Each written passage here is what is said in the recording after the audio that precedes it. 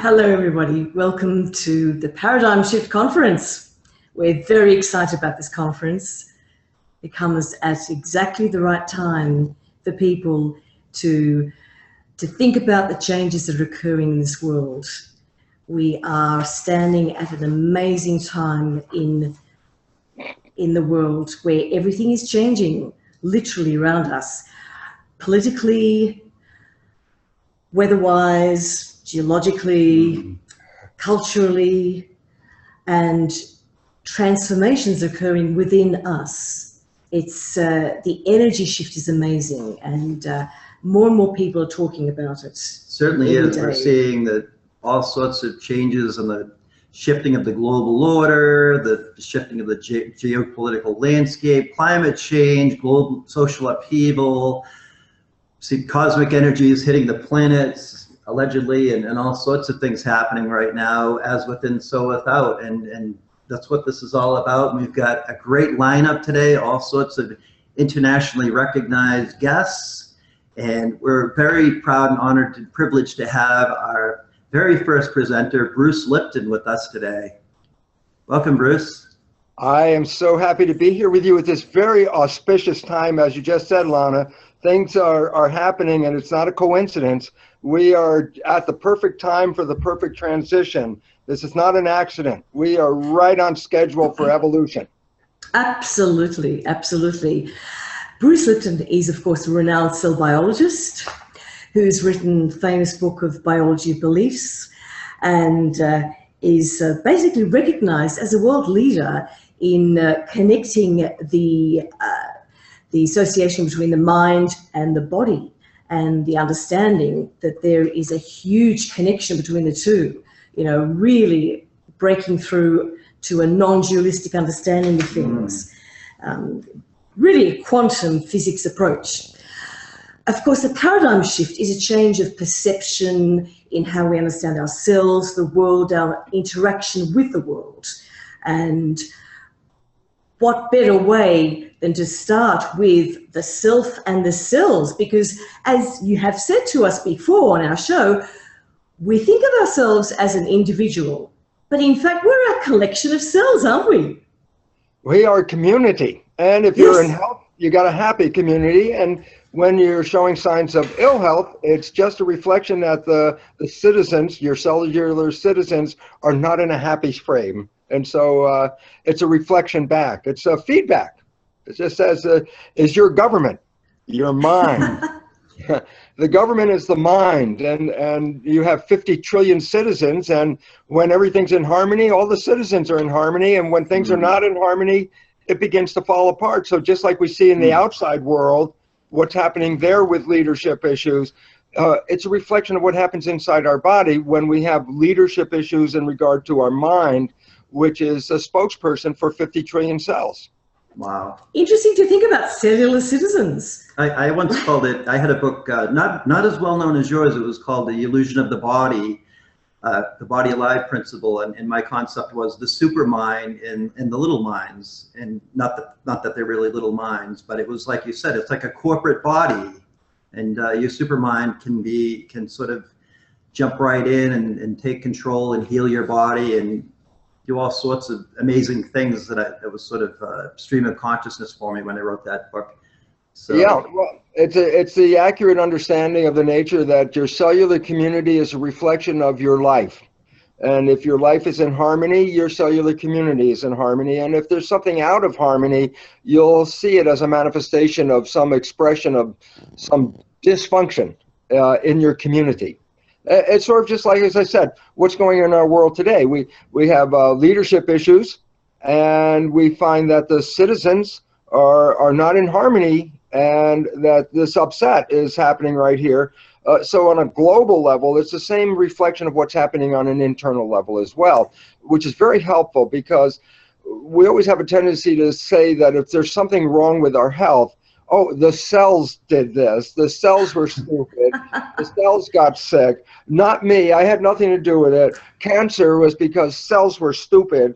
And it's like, no, cancer is a symptom of disharmony. And the issue is, we've always focused on the symptoms as there's the problem. These cells are wrong. This organ is not working right and all that. And it's like, no, it's a higher up. That the message coming down from the top is not in harmony. So a symptom is a reflection of a mindset. And then our medical profession has, for the last 100 years, has been saying, well, let's deal with the symptom. I go, yeah, well, that's nice, but that's not where the problem is. That's the expression of the problem. The problem is in our consciousness. And whether it's a consciousness above 50 trillion cells or the consciousness above 300 million Americans, and then the influence on the rest of the world from poor leadership, then the disharmony in the world is a reflection of leadership. We don't have to go kill the people. We really have to look at the top and say, maybe we should reorganize the top. Good point. That's interesting how you say that the outside and the inside reflect one another. And of course, if we have a paradigm shift on the outside, we must have a paradigm shift on the inside. Now, I wonder, what do you understand as the paradigm shift, I guess, on a cellular level, and what can we do about it? Well, the most important thing to understand is this, is that when we talk about evolution, we always talk about like physical changes, like the body changes, the anatomy changes, and look, you can see it evolved from A to B. I go, there's one level of evolution is the physical level, but there's a consciousness level. And we have to recognize that our vision, like from Darwinian point of view, has been based on genes. Oh, we look at what you call the tree of life. The tree of life is from like 1800s, and it's a picture of a tree, and at the base of the tree is the most primitive organisms, bacteria, and as you go up the tree, you get more and more and more complex organisms till you get to the top of the tree, and then you say, oh, look, humans are at the top of the tree of this whole evolution. And then you say, so what is the foundation of evolution going from bacteria to humans? We have been focused inappropriately that evolution is based on genetics. That as you go from simple organisms at the bottom of the tree to more complex organisms, there's going to be greater and greater and greater number of genes. And that's been our perspective of evolution, is genetics, Darwinian theory, which is based on genetics. And I go, well, how valid is that? And I go, well, completely not valid. And the reason is this, just a simple fact. The body is made out of cells, and the building blocks of the cells are called proteins. There are about 100,000 different protein molecules that are building blocks. It's like a giant Lego set, a kit with these different proteins. And if you assemble it in one way, you make a skin cell. And if you put the proteins in a different assembly, you make a muscle cell. And so it's like a giant Lego set of 100,000 proteins. Point. It takes a gene to make a protein. So the first issue was when they started to look at human genetics, they said, well, there's 100,000 proteins. It's going to be 100,000 genes. And they said, oh, look at a primitive organism like a bacterium. You get, oh, about 3,000, 4,000 genes. So it's like, as you go from the bottom of the tree to the top of the tree, there's more and more genes, more and more genes, more and more genes. Okay, we've now done the Human Genome Project. Here's the result. They work with very primitive organisms first, because they're easier to do the genome. And so one of the organisms is an organism they use in laboratory research called Caenorhabditis elegans. The name is this big, but the animal is this big. It's about 0.5 millimeter long. It's a worm, 1,271 cells. And they did the genetics of that, and they said, oh, the genome, there are about 20,000 genes in the worm. And so everybody goes, oh, okay, good. As we go up the scale, we're going to have more and more genes, get up to a human, have 100,000 genes. Well, we've done the Human Genome Project. And the answer is how many genes? 20,000 genes. We have the same number of genes as a little worm. The worm has 1,271 cells. We have 50 trillion cells, same number of genes. That's a bit humbling. What's that? That's a bit humbling. Well, it is. We have no greater genetic capacity than a worm. So it's like, okay, but it's how you assemble the pieces. And so why is it relevant? Because we've been putting emphasis on the genes. And really, the emphasis is what's different between the lowest organism and the highest organism. The answer is nervous system, consciousness. At a very small level, bacteria have very primitive consciousness. They can respond to some signals and adjust their biology to the world. But as you go up the tree of life, the nervous system gets greater and greater, and consciousness becomes greater and greater, and you get to the humans, and we have what is called self-consciousness and high advanced consciousness. I go, it's just a gradient of primitive consciousness to higher consciousness. So the point is this: if we're going to score evolution, don't score it on genes. That's not where the evolution is. It's on consciousness. I go, well, why is it relevant? Because the evolution that we're facing now is an evolution of consciousness. I said, well, what does it mean? I said, our Darwinian theory, and everyone saw the Darwinian theory, the dog-eat-dog world, go out there, rat race, go out there and fight because somebody's going to try to beat you and you got to beat them. And we talk about Darwinian theory in terms of competition for fitness and the struggle for existence. It's like, holy crap, life is tough. It's a competition to go out there and survive. And it goes, that's a misunderstanding of the whole thing. There's two levels of evolution: the evolution of the individual. But then when you make the smartest individual, you can't make a smarter human. For what reason? The brain fits inside the skull. The skull is this big. You can only put that much brain. And the point is this: we filled it up. And when we made the smartest human, I say, well, then evolution ended? And I go, no. There's two phases. This is what's not seen. First phase, make the smartest individual. But once the smartest individual is made, the next level of evolution is, how can you expand consciousness if you've already filled up your head? I go, by sharing consciousness. So the first level is make the smartest individual. The second level is to make the community of smartest individuals to share their awareness. So let's say an amoeba formed, let's say about 3 billion years ago. And I say, then what? I said, well, then evolution made the smartest amoeba. I go, then what? Evolution stopped. Why? A cell is only so big. You can only put so much intelligence in it. That's it. I said, evolution stopped. I go, yes. But then it started again. I say, how? So, amoebas came together to live in community. First little communities like sponges and things like that. Then that worm, 1,271 cells came together and said, we can make this worm. And then you look at a human, I go, 50 trillion amoebas came together to make this human. I go, what? They made the smartest community of amoebas called the human being. I say, yeah, now you got the smartest human being. What's the next level? Oh, the pattern repeats. You then start to make the community of human beings. And I go, so what does that mean where we are right now? And the answer is this: we have pushed the individual up against the wall. We have been living in separate situations, this government, that nationality, this state, that country, and it's only focused on the individuals. I say, what's evolution? Break down all the barriers. Why?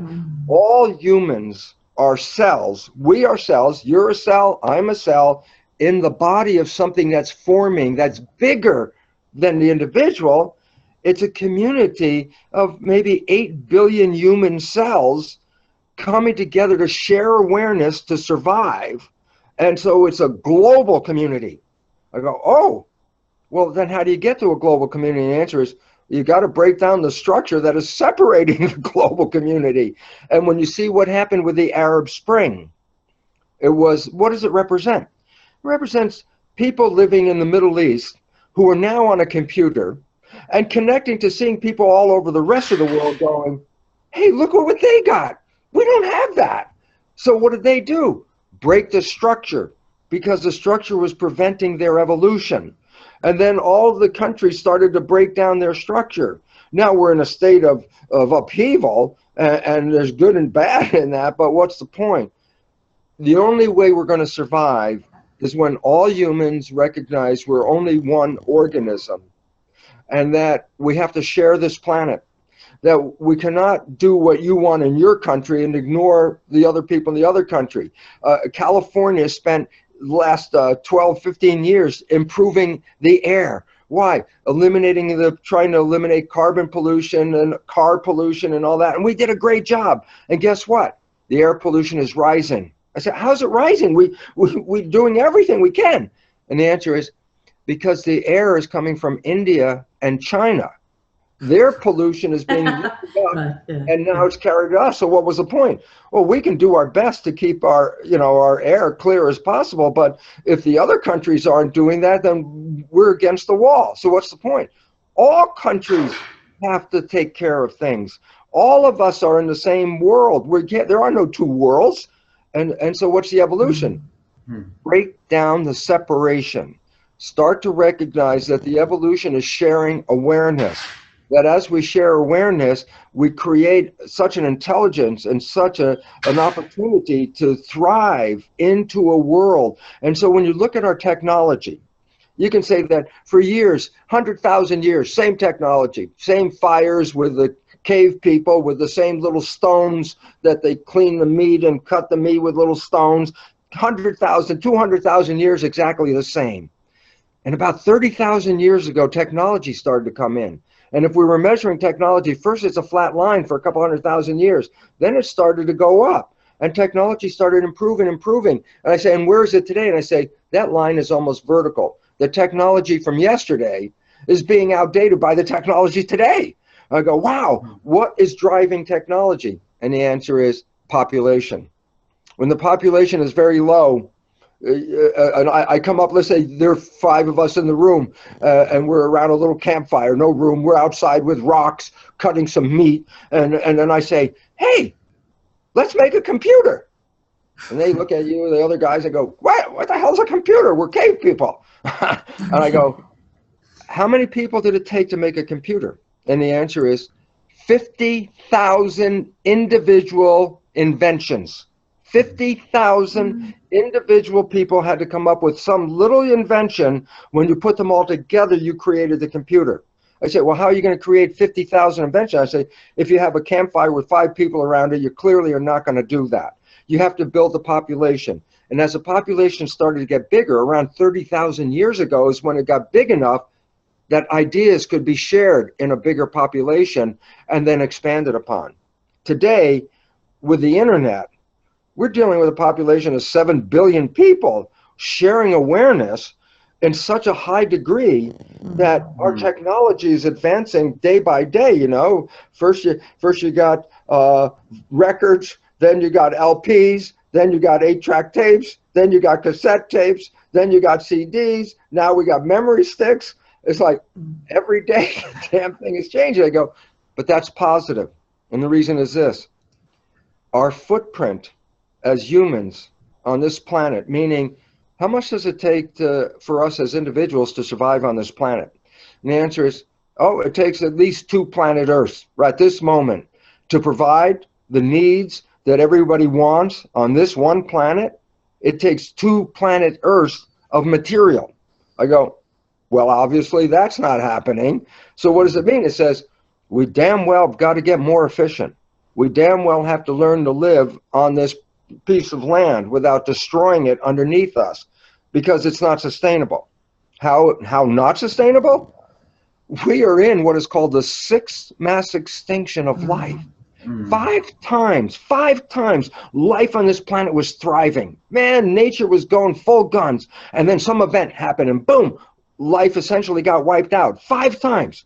The last one, about 65 million years ago, was when the dinosaurs and the earth was just rich in life and everything. An asteroid apparently hit the planet and undid the evolution of the environment and wiped out all the dinosaurs. 70 to 90% of life got wiped out. And then we started all over again. So we are now, after 5 mass extinctions, building up life. It's building, it's really looking great. And I go, guess what? It's on the edge of collapse. We are now in the 6th mass extinction, meaning what? From 70 to 90% of all life species got wiped out in every mass extinction. Today, we're losing species of organisms faster than in the previous 5 mass extinctions. And the reason is human behavior. We're undermining the environment. We're destroying ecosystems. The simple reality is they now, with a conservative estimate, because it's probably be sooner, 2048. How many years is that from now? 2048. There will be no fish in the ocean on planet Earth. That's scary. Will be gone. And if you were here in 1970, just to let you know how fast things are declining, they took a survey of all the animals on the planet in 1970. Today, 2/3 of those animals have disappeared. We only have 1/3 the number of animals on this planet that were here in 1970. 2/3 of the ecosystem is lost, and it's like, but we are the source of the problem. That is the fact of science, that we are undermining everything. I say, so why is it relevant? It says, well, you have a choice. You have hit the wall. We have hit the wall. We are facing a mass extinction. Fish won't even be here on the planet in a few years, and we're the ones. I say, so what can we do about it? It's like, the Earth wasn't the problem. It's the humans that are the problem. And so if we want to get out of the problem, then the humans have to solve the problem. And then we say, well, what is the problem? And say, we're living beyond the capacity of the Earth to support us. And either we improve our technology, which is what we're doing day by day. That's how we're going to survive. Solar power, wind power, using ocean waves as power. These are the important part of our evolution, of stop burning fossil fuels, stop polluting the air, stop throwing chemicals into the water. We're learning. I say, so what does it mean? I say, we're in an evolutionary upheaval now. We are in an upheaval. Why? We're already in the sixth mass extinction. We're not flirting with it. It's here. And that means us. We are going to be one of the first organisms to not be able to sustain ourselves. We can't now. So I say, well, what does that mean? I say, well, crisis precipitates evolution. What does it mean? It says, you're in a crisis. You want to get out? You got to do something different. We have to do something different. As Einstein would say, you can't keep doing the same thing and expect a different answer. And the reality is this. It is our culture and the way we live that is creating the problem. So there's only one answer. Change the culture, change behavior, change human civilization. And then you look at the world and you go, oh my God, it's in chaos. And I go, perfect. Because if it's not in chaos, we would stay exactly where we are and finish the extinction. So the upheaval. So listen, I was going to say something about Donald Trump, but my mother used to say, if you don't have anything nice to say about somebody, then don't say anything. So I won't say anything about him, except he's doing the most fabulous job. Not the job he thinks he's doing. His job is destroy the system, because the system is the problem. And so when we see this upheaval, it's evolution in process.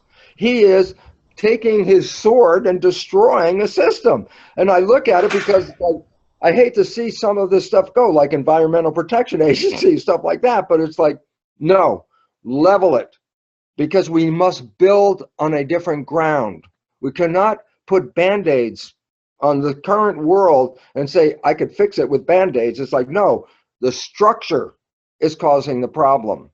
So when you see the upheaval, you have two choices. You can go, oh my God, this thing is falling apart. Or you can go, oh, wow, great. It's falling apart, because now that it's falling apart, we have an opportunity to do something. And so everyone out there, recognize you have a choice. You can live in fear of it falling apart, or you can say, no, this is our opportunity to evolve. This is our opportunity to take a different role in the world, support community, support nature, support the environment. These are our destinations and these are our goals. And our current world doesn't give a damn about that. The petroleum industry, as long as they got gas to burn, they don't care if it's polluting the world and everything else. The health industry, they don't want people to get well. They make money by people being sick. The better the healthcare is, the sicker the people are becoming. It's like, yeah, it's a feedback system. If you healed everybody, then who's going to make all the money? So is the mission of the healthcare industry to heal us? No, it's to keep us at a level of constant care, because that's what feeds the system. So the whole idea is, we look at the world, it looks kind of crazy. I go, it is crazy because it's not sustainable.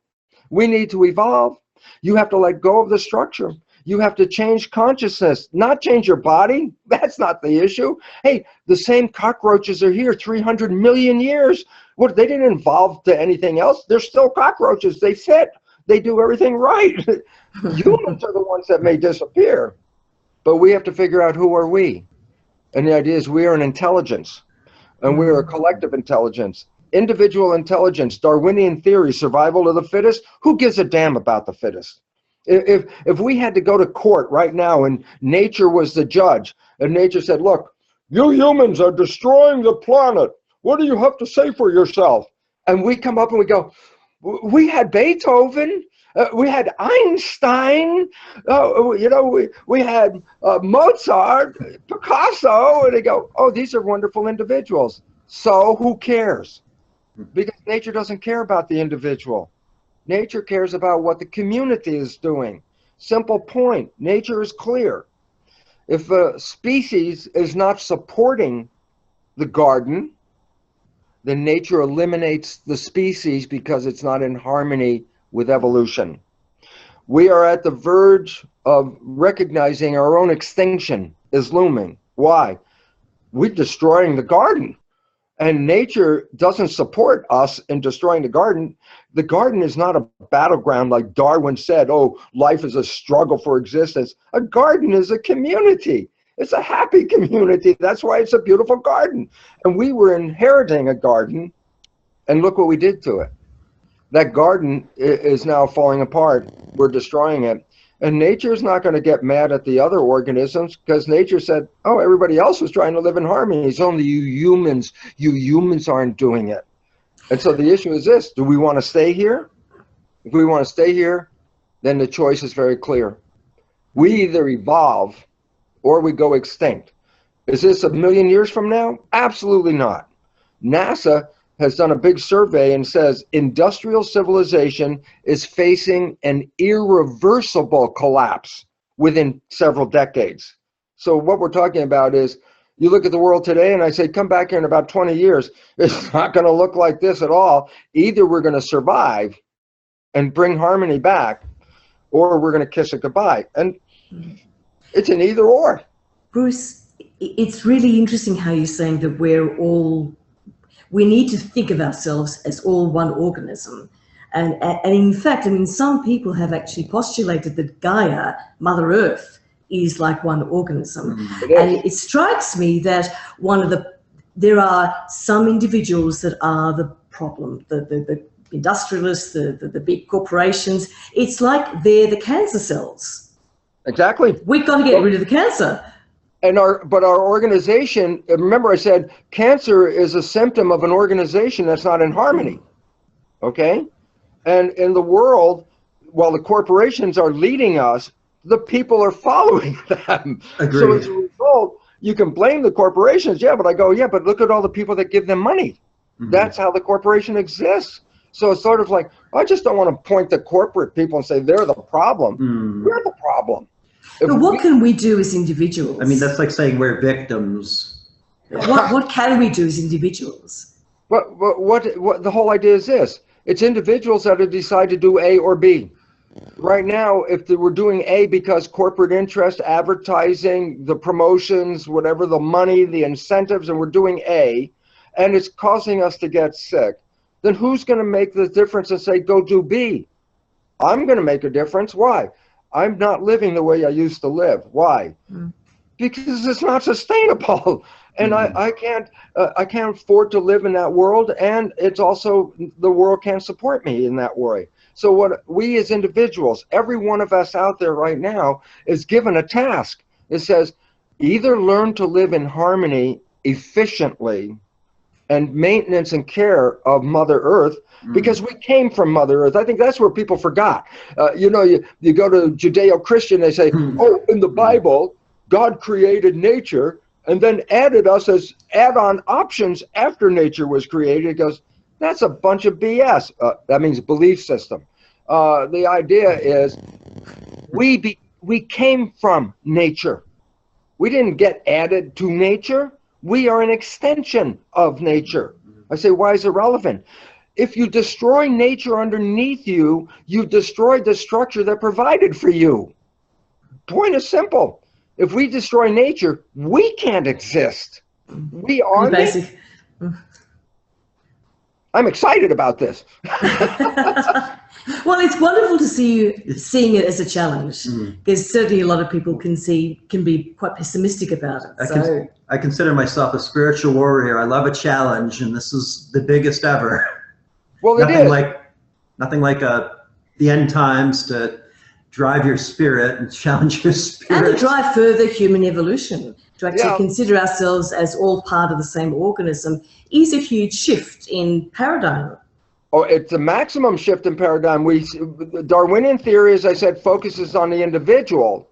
The current evolutionary theory focuses on the group. It doesn't care about the individual. So the idea is, I don't care if 1% have all the money and screw it all up, because the rest of us are going to go down with it anyway. So the idea is, either we take back our power or we surrender our vitality to the system. And the question is it worth doing this? In a sense, well, you know, I mean, if I stop doing my conventional way of living and, you know, supporting the petroleum company and the health insurance people, can I do okay? And the answer is yes. Matter of fact, you can do better by pulling out of the system than staying in the system.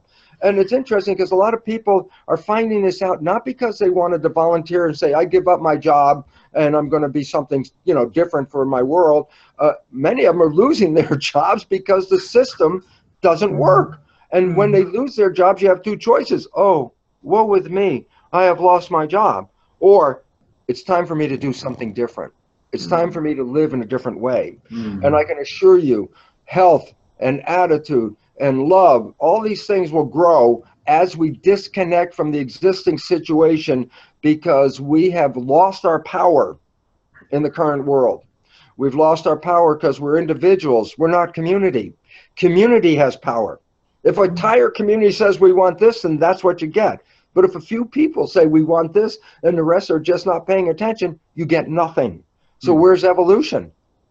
We must come together and recognize we have to take care of ourselves. And we can't be A and B world. You want to be on this side or this side? You want to be liberal? You want to be conservative? I say liberals and conservatives have to live in the same world. That's the only world we got. So the idea of saying there's one side and another side, it's like that's the biggest problem we have. There's only one side, and we have to come to that and say, what is the value of human life? Is it in money? Well, that's the world today. How do you rate in the world we live in? I say, well, how's your bank account? You know, are you part of the 1% or are you part of the 99%? And I go, was that how you rate people? I go, well, that's stupid. You know why? Love, happiness, health, harmony. These are far greater than money could ever get you. People think if I have money, I can get those things. It's like, no, you can't. Rich people are just as sick as anybody else. Rich people are just as unhappy as anybody else is. Why? Because if you think you're going to get money and that's going to make you healthy and happy, it's like, well, that's wrong. It has nothing to do with money. It has to do with mentality. Are you living the life that brings happiness back in, or are you living a life of stress? I say, why is that relevant? And the answer is important. 1%, actually less than 1% of disease is connected to genetics. 90%, 90% or more of disease is due to stress. I go, why is it relevant? We can change stress. You can't change genetics, but you sure as hell can change stress. Wow, yes. And the idea about it is, our world today is stress producing, 24/7, 365. Just turn on the radio, look at the newspaper, look at the internet. You can find 100 million reasons to be afraid, scared, and lost. And I'm going, they're feeding you. They're feeding you that. Why? Because you lose your power when you're under stress. Stress debilitates the physiological system. And here's the other one. Just put this in your pipe and smoke this one. Stress reduces intelligence. Because when you become stressed, you don't use conscious processing. You use hindbrain reflexes, reaction. When you're in a stressful situation, it's not time for thinking. It's time to react. I say, well, then what's happening? I say, People are not being conscious today. They're just reacting to the next problem, to the next problem, to wherever it is. I go, well, once you start reacting, you lost your intelligence, because that's not where intelligence comes from. So we have to pull out of the system. Can you do it? Sure as hell. I did it too. I used to be a member of a faculty, a tenure, a professor, and I said, holy crap, this is wrong. I walked out. People said, well, you're foolish. And I said, okay, God takes care of fools, because ever since then, I've been taken care of pretty good. But it's through consciousness, through looking at a better way of life, to say, how can I improve my health? And the first thing is this: get out of the stress. And I say, the stress is provoking everyone on this planet to be sick and stupid, so that 1% can walk around and say, I own you. And it's like, not until you let go of that. You cannot be owned. You are a free creator. This is new science. You are a creator, number one. Number two, you are part of a universal creation. You want to give a name to it? All that is, God, whatever. I don't care what you give a name to it. In physics, let's just call it what physics calls it: the field. The field. I say, what's the field? That's the invisible energy around us. I go, what's the definition of the word field in physics? Oh, invisible moving forces that influence the physical world. Field in quantum physics definition is the same definition of spirit. Invisible moving forces that influence the physical world. Quantum physics is taking us out of a Darwinian competitive nightmare. And quantum physics says everything is one, everything is unity, that the concept of spirit is scientifically now called the field, and recognized by physicists as the field is the sole governing agency of the particle. Particle is matter. So what does physics say? The invisible field is the governing agency of the physical world. I go, hey, spiritual people have been saying that for 2,000 years. Now, if we own it, we can do something with it. If you give it lip service on Sunday, oh, I went to church, I said, thank you, Spirit. And then Sunday at noontime, forget the Spirit, time for the football game, and more food and more drink and more whatever. It's like, what happened to Spirit? Oh, we used it for 1 hour on Sunday, but that was it. And I go, no, Spirit is 24/7, 365. Spirit is consciousness. Spirit is using your awareness and your intelligence to create health, harmony, and love, not violence, war, and pollution. And it's time for us to wake up. We are at this crest of an evolution. Why? We can't do this anymore. It's already hitting us. It's already losing species faster than in history. That we are going to be one of those species. So there's a wake-up call that says, you want to do this or you don't want to do this? It's your choice. We don't have to evolve, folks. That's not necessary. We've been here before, and we've died out, and we had to come back. And this is not the first time. As a matter of fact, in Turkey, they uncovered a city that was covered up. It wasn't covered up by time. It was covered up by people. They had a city, and they took dirt and rocks and covered the entire city under a mountain. I said, Göbekli Tepe? When was this city? This city, the people left 10,000 years ago, an advanced civilization. And what do we talk about in our history today? Oh, civilization started around 5000 BC with the Tigris and Euphrates and Babylonia and all that stuff. That's the cradle of civilizations. Like, are you kidding me? There was a massive civilization died 5,000 years before that. And now we know it. And you know what? Interesting point. The time that Göbekli Tepe died out was also at the time of global climate change. And the reason was, where they lived in Turkey, if you go there now, it's an arid desert. 10,000 years ago, it was green enough to support a massive population in a city. And now it's a desert. They can't live there. They're gone. Who were they? We don't even know who the heck they were. They don't even exist anymore. We didn't even know that they did exist. We actually thought civilization started 5,000 BC. We now know a massive civilization left 5,000 years before that.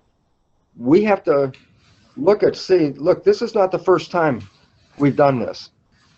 Will we make it? We didn't make it in the past, but we have the technology to make it today. We have a global nervous system, an internet that connects 7 to 8 billion cells into one superorganism. The internet is a nervous system. And what's it revealing to us? Wow, the awareness that we're seeing now over the nervous system is mind-boggling. What's happening to the world, and what are the opportunities for the future? It's amazing. So this is an exciting time. Are we going to make it? 50-50, I have no idea. But the idea is this. This is an opportunity to try. This is an opportunity to let go of the old belief systems of violence and war and struggle and stuff, and recognize there was a garden when we got here. And if we understand it, there can be a garden when we leave here. And if we leave it in a garden, there'll be others left behind to share that garden. If we destroy it, as we are doing now, and do not change, we'll be another Göbekli Tepe in 10,000 years. They're going to look and say, hey, look, there were some people here in New York City. It was a city, but we don't know where they are and who they are anymore. They're gone. That's a possibility. I hate to see that, because having changed my own life as a student, to see that, oh my God, Darwinian Theory, that was wrong. It's not struggle and survival. It's Lamarckian theory, adaptation and harmony. And the struggle survival world that we're in right now is destructive. And if we eliminate that and go into harmony and balance and adaptation, we will survive. So your program at this moment is a major program, because what you're doing is getting the people to wake up and say, we are at the evolutionary fulcrum. We're tilting. Which way are we going to tilt? I say, how many people are going to wake up? Because if we wake up and be conscious, it's the evolution of consciousness that will save us. Not the evolution of our body. That happened a million years ago. We're finished with that. It's the evolution of this. Absolutely. And you have such a lineup of people and such a wonderful audience, that this message all day long going into this audience is a necessary wake-up call. We are waking up. If we go back to sleep, kiss it goodbye, and it's not that far from now. If you have kids, just say, well, you better save some pictures of books with fish and stuff in it, so you can show them what a fish look like. Because your kids may not see fish. And that is not a joke. Scary that thought. Is a reality of the world in which we live. And I know there's so many people out there online now listening to this stuff. And it's like, you want to be scared? And I said, you can be scared if you want to, or let go. Get out of the system. You can't fix it by fixing the system. That's falling apart. Not a coincidence, not an accident, a necessity. Because the reality is this: you want to survive? Step out of the old one, create the new one. And this program is like an introduction to, okay, let's create the new one. Absolutely. Bruce, one of the questions I have for you is this. It strikes me that if you're trying to create a better organism, an organism which is more evolved, there might be two ways of doing it. One way might be that apart from us as individuals making different choices, it seems to me that we need a movement, we need an organized movement. The second possibility, and both might occur simultaneously, is that if enough cells, individuals, change, then that may trigger massive change. Jung talked about the collective unconscious, the idea that as humans, we all have the same unconscious mind, which is a fascinating idea. There's also the idea of the 100th monkey effect, which is the idea that if enough, it's a long story about the 100th monkey effect, but if enough individuals, in this case monkeys, behave in a different way, then they will all learn this. So Yes. we are, in fact, amazingly connected. So Absolutely. I guess my question is it one, the other, or both systems that would help us evolve? Both systems are very important. We have to recognize this. We have consciousness. It's inside your head. I say, how do I know your consciousness is working? I said, well, I could put some wires on your head, and it's called EEG, electroencephalograph, and I could read your brain activity. Okay, that's what neuroscientists do. There's a new device called not electroencephalograph, it's called magnetoencephalograph. It reads the magnetic fields of brain function. I go, what's relevant about this? I go, the probe is out here. I said, what does that mean? I said, you think your thoughts are in your head? No, I could read them with a probe out here. In other words, you are a tuning fork. Yep. The vibration of your thoughts are not contained in your head, they're in the field. For every individual who is on the same tune, playing the same tune, it amplifies that message. So as more and more people become conscious in their mind, they're becoming conscious in their broadcast. When you reach enough people, the power of that coherence, 100th monkey, when you get enough people with the exact same broadcast, the amplitude, the power of that broadcast is so great that a walking by person, just walking by, not even involved with your thoughts, but walking by in a field with that much power will be pulled into the field. What was the point? It's called a crowd effect, a mass effect. Enough people get coherent, the incoherent ones will automatically entrain, that's the word, entrain, with that frequency. So the point is this, do I need all 7 to 8 billion people at this moment to have this consciousness to evolve? And I go, nope. It's a small percentage. I think it's something like the square root of 1% of all the people on the planet. I go, you already got a good percent of them on this line right now. I go, you don't have to wait for the whole world to change. We just get a critical mass. And when the critical mass changes, the whole world changes. So don't look at it and say, oh my God, how long will it take 8 billion people to figure this out? And I go, you don't need 8 billion people to figure it out. You don't even need 1 billion people to figure it out.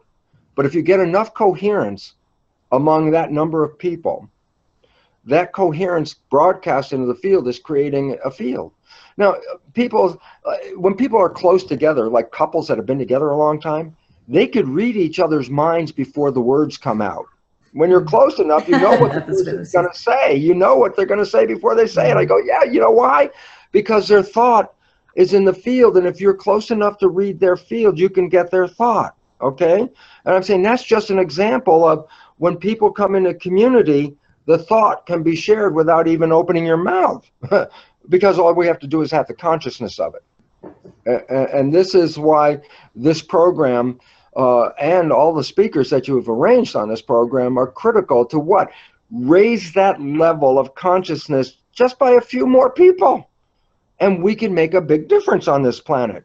So I'm very optimistic, especially because, hey, look, we're on internet. And we could be talking to, you know, right now, I don't know how many people, but there's no reason why there couldn't be 1 billion people right now on this line, because anybody could do it.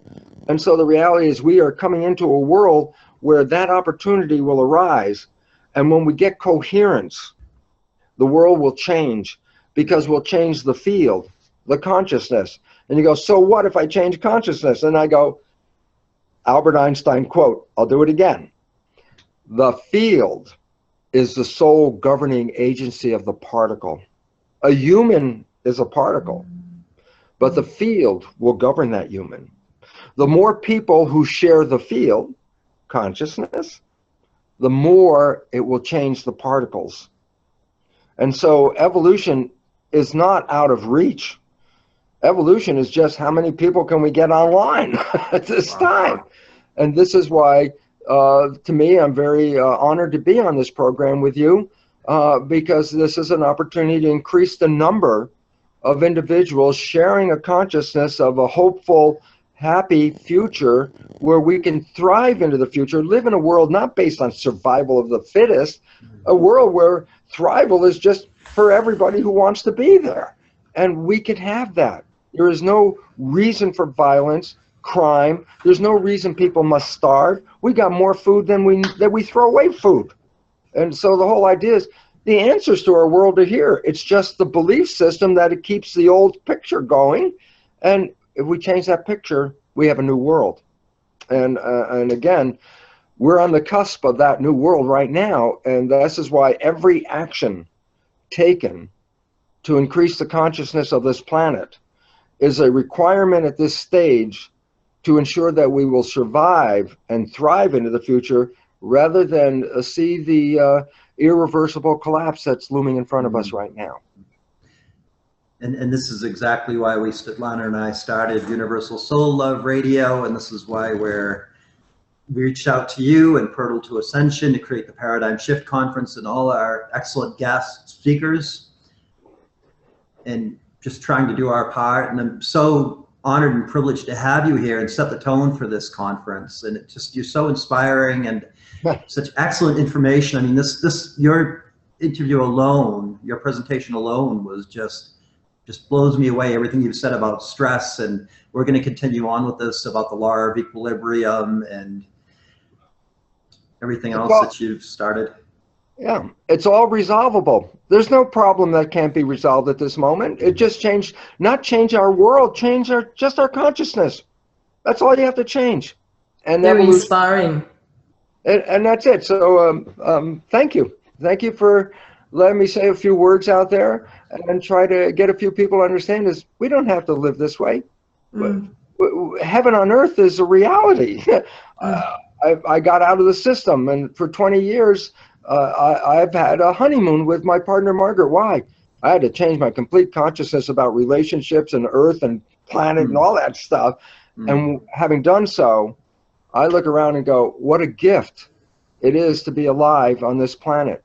And it's so interesting because we've been programmed with, well, if you have a really good life on this planet, when you die, you can go to heaven. And I go, boy, cosmic joke.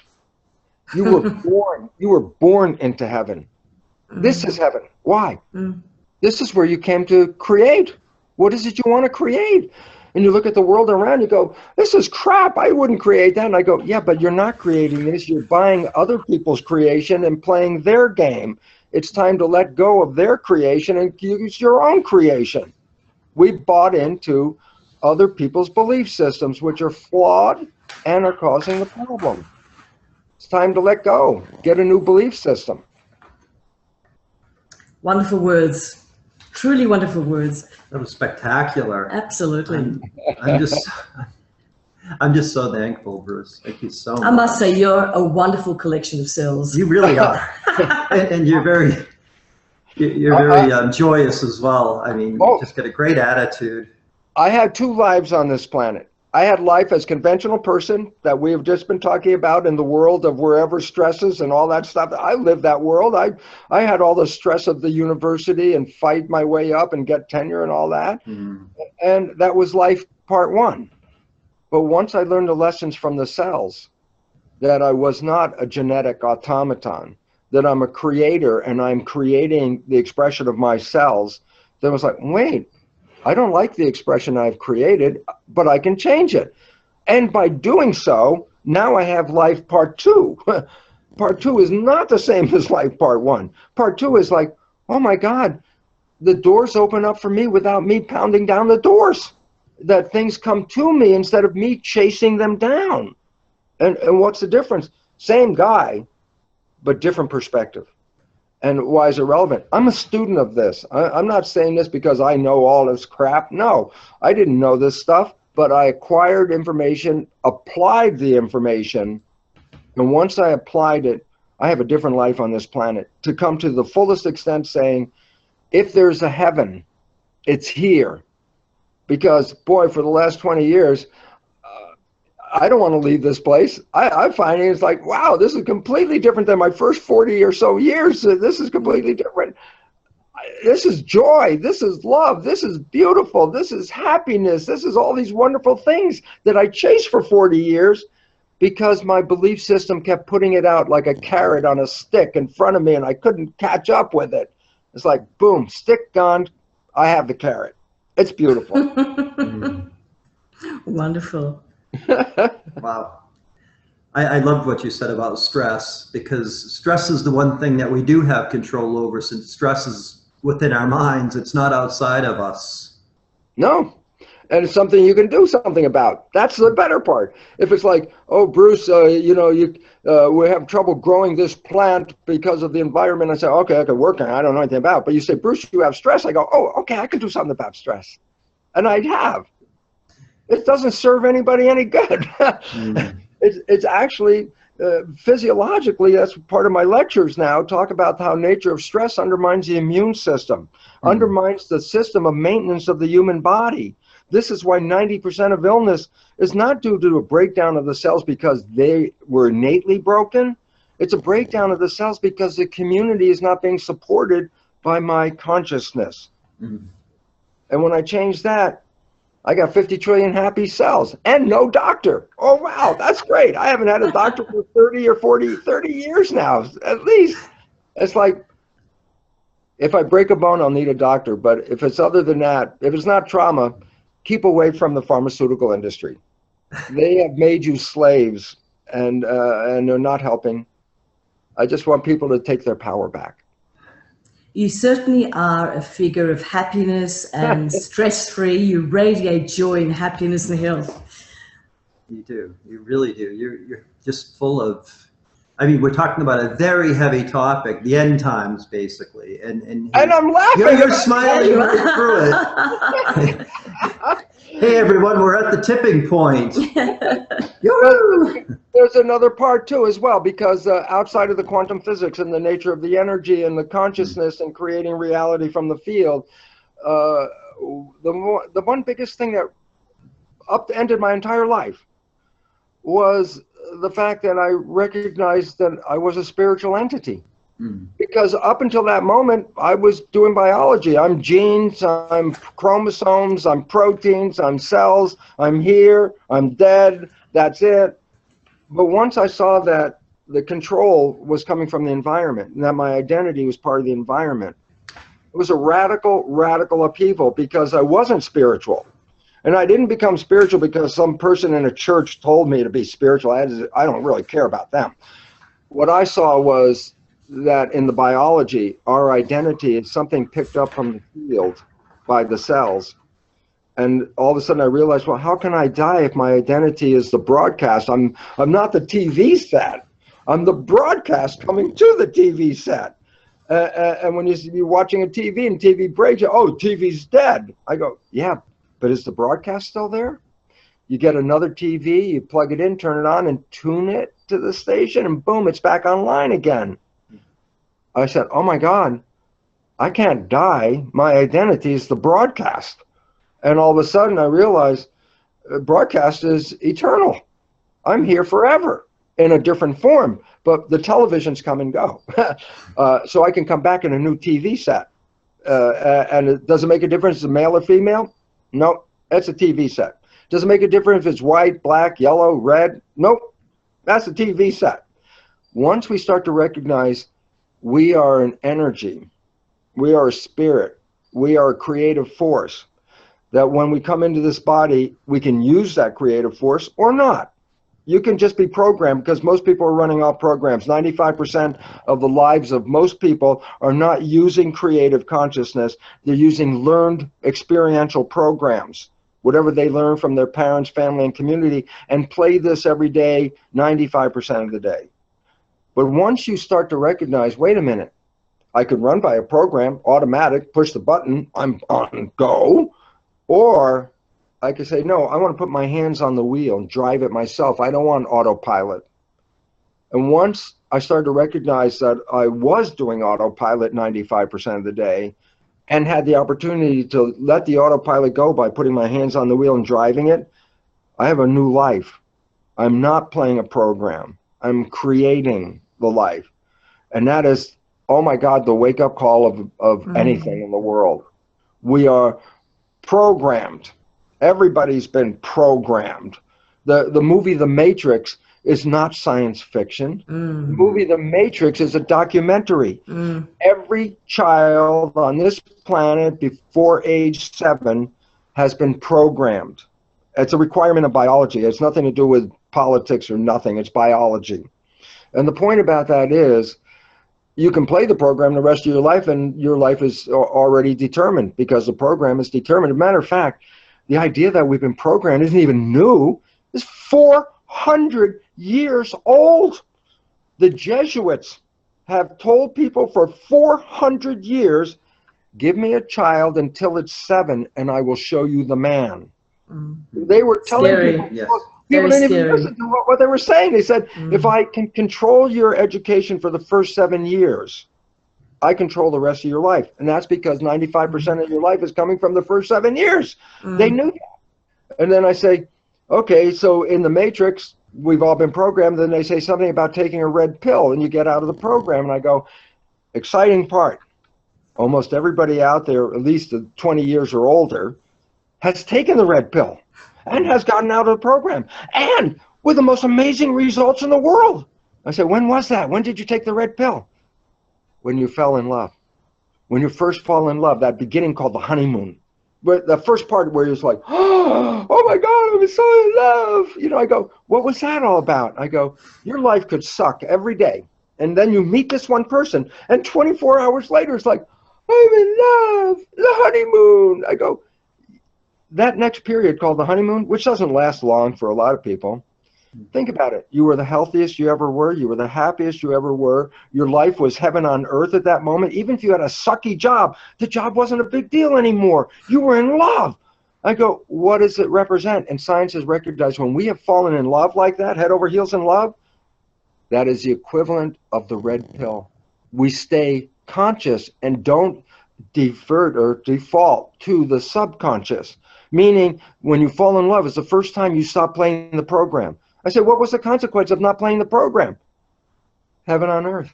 Heaven on earth without playing the program. That was how you got heaven on earth. You want heaven on earth? You want heaven on earth right now, all of us? Cash in the program. The program is what's keeping you from heaven on earth. When you fall in love, you stop playing the program.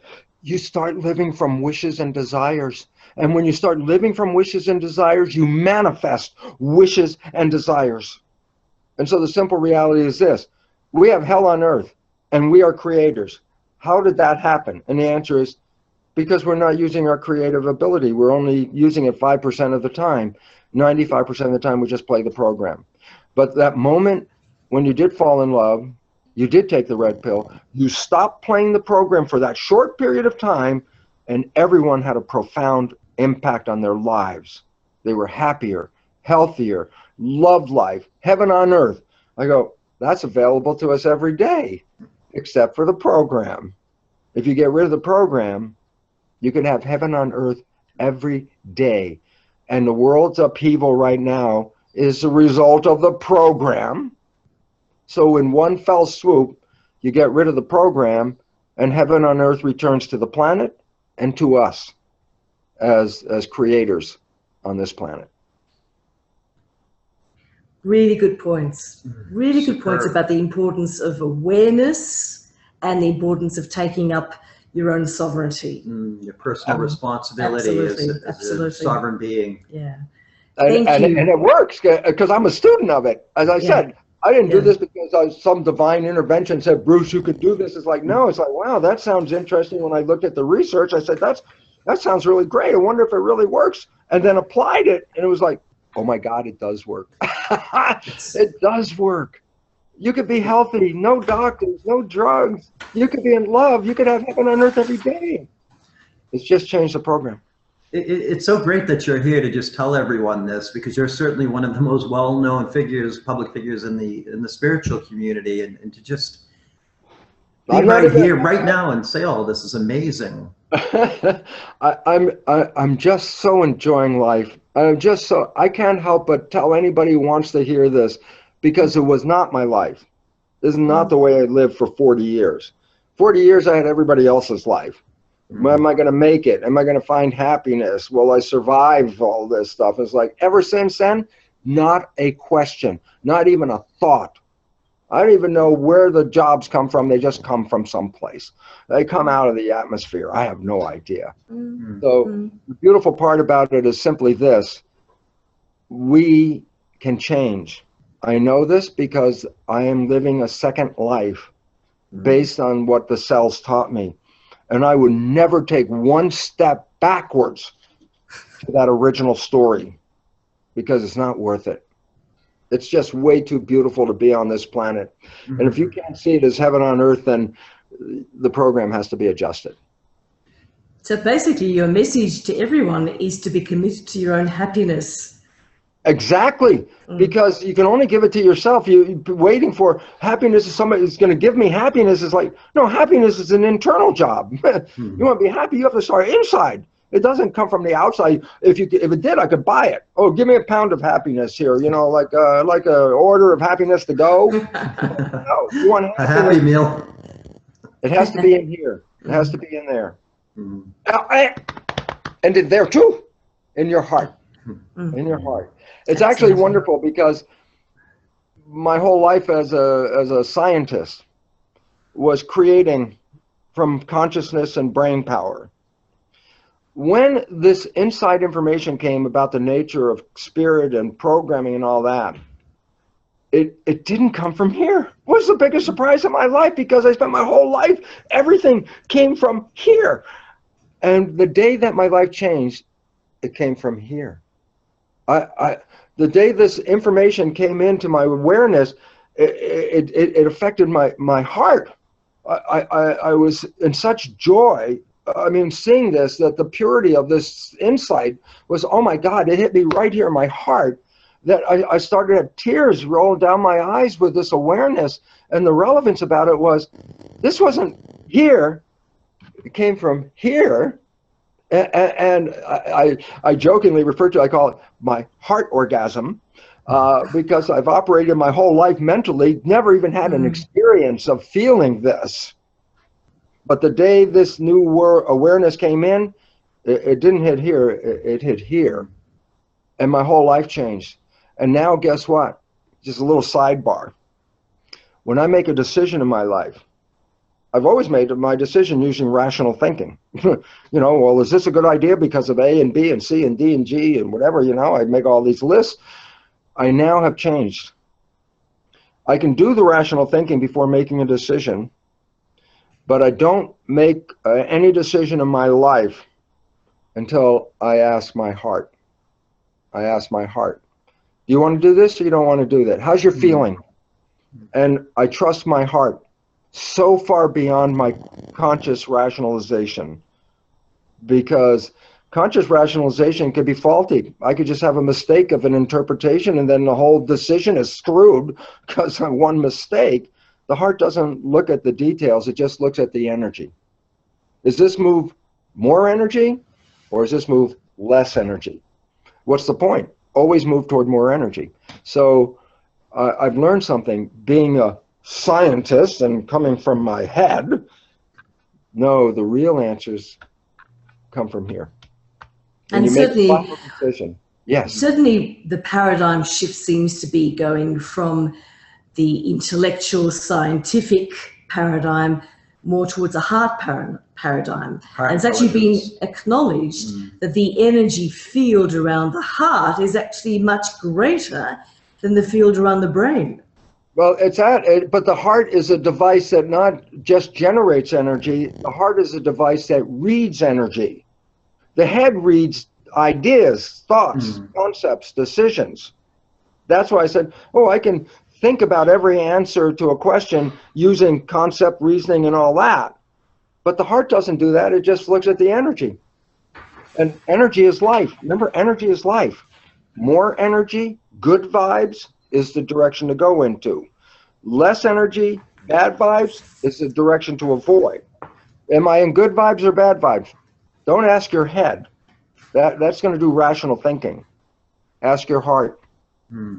Is this, how do I feel? Is this the one I really want to do, or I'm hesitant? If I'm hesitant, bother, it's done. I don't deal with it. My heart says go, I'm there with you. Great advice. That's perfect for universal soul love. Wonderful. Thank you so much, Bruce. Thank you. Really enjoyed your presentation. I'm so happy to be here and look forward to the rest of the wonderful, distinguished people that you have as a lineup today. Because we certainly when you put all this knowledge together, there's a new world at the end of the show. And we're actually the next presenters, so we're very happy to. What you have to say is you're saying everything that we'd say, so couldn't agree more. Very powerful and wonderful, happy feel that's been generated here among all three of us. This is one of the most enjoyable interviews I think I've ever had. I mean, I'm just so honored to have you here with us right now and get your. It's not me. I'm just a student. I can only tell you what I learned. But we've got such a great feel. I can feel your presence from the other side of the world, from the land down under. It's just so great, and I'm so glad that everyone gets to have this opportunity to listen to you say all these inspiring, powerful words right now. And it's very true that we function as a collective, or at least functioning as a collective can become a greater and greater source of being. You know, functioning as an individual is fine, but it's when you function collectively, it somehow raises the consciousness even further. And we are a collective right now at this very moment. Right. You and I and Bruce and everyone on this teleconference event. So it's amazing, and we are raising the collective consciousness at this very moment. The energy is rising. Yep, that's the direction. That's the only way out. So that's for sure. So thank you very much for giving me a shot to relay some of the things that this kid learned from the universe. Thank you, universe. I appreciate everything you taught me, and I think it could help the world. Thank you. Thank you so much for launching this conference on such a it's great start. Absolutely. All right. I look forward to the rest of the show. All right. Okay. Lots of love, Bruce. Thank you so much. You're welcome. Thank you very much. Okay. Bye for now. Bye.